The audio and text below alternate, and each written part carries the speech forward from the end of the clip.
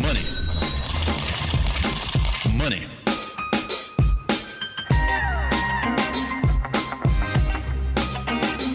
We got our guests over here dancing to the Money Chat music. I love it. So for a little Money Chat today, we're going to talk about non-QM mortgages. After the most recent housing crisis, the Dodd-Frank Wall Street Reform and Consumer Protection Act was signed into law in the summer of 2010 by President Obama. Along with other regulatory reform to create minimum standards for mortgages, including the ability to repay rule and qualified mortgage definition, these were later adopted by the Consumer Finance Protection Bureau, CFPB, and put into action on January 10th, 2014. Now, the new rule provided banks and mortgage lenders with certain liability protection when originating qualified mortgages or QM loans, which allows them to make home loans with less fear of buybacks, lawsuits, and financial loss. Now, as a result, some lenders have begun to originate what's now called non-QM loans, which, as the name implies, do not comply with the qualified mortgage rule. Now, the downside for lenders providing these loans is the lack of liability protection, along with less liquid secondary market, because other mortgages are sold in the secondary market, which allows them to be liquidable for new loans. Now, because of the new rules and securities associated with the non-QM lending banks, will probably keep them on their own books instead of selling them off to investors again on the secondary market. Now, the outside is that lenders can create a niche for themselves by offering loans many other lenders are choosing not to originate. Now, with the non-QM loans not necessarily mean that there's high risk. A non-QM loan is inherently high risk, but not subprime loans.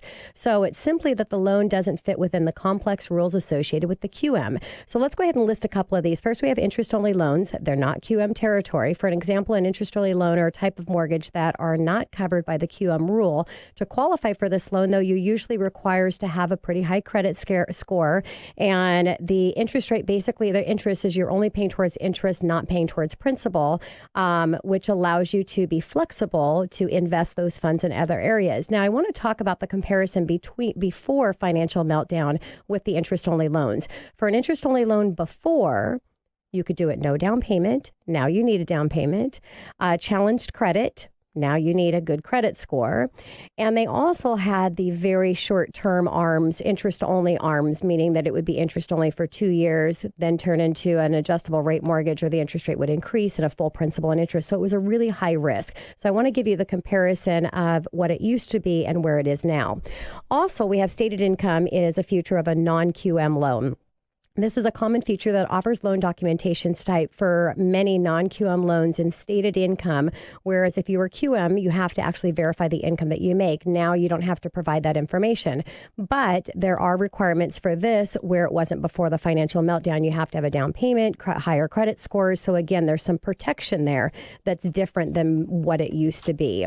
Now, loans with debt to income ratios, DTIs above 43% might be non-QM options as well. At the moment, loans backed by Fannie Mae and Freddie Mac and those insured by FHA, VA, and USADA are exempt from the 43 debt to income ratio limit imposed by QM. In other words, many loans can still exceed the 43% DTI and the QM seal of approval. However, loans that are included in the jumbo realm, so it goes over a maximum limit of conventional conforming or high balance limits, this is where the non-QM is going to come into play. Now, again, a comparison before the financial meltdown, there was no limit to DTI at all, as you could do a no income, no asset, which they called a NINA loan. And then they add to it a NINA and no job loan, basically meaning you didn't even need to have a job. So the reason I'm bringing in before the financial meltdown and now, because that these non-QM loans are coming into play, it might make people a little bit nervous thinking, are we going back to where we were that caused the financial meltdown? And the answer to that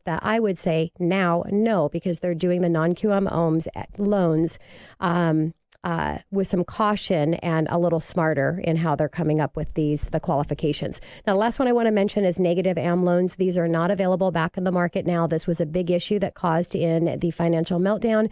Neg AM loan really allows a borrower to not only just pay a lower down payment than what the full principal and interest would be, but they're paying a negative to what it would actually be in just an interest-only loan. So they're going backwards every single month in their loan. I don't believe that the NAGAM loans are going to be coming back, but again, if they do, I feel that they're going to be lending to them a lot more responsible than they were beforehand. So I think what this really does is allow things to open up for buyers. We're going to see a lot more non-QM loans coming, especially that we see more appreciation in properties. Obviously, the default is not as big of a risk because there's appreciation that's in that home, and that's kind of where this area becomes more open, and it's just going to allow more people to get into homes.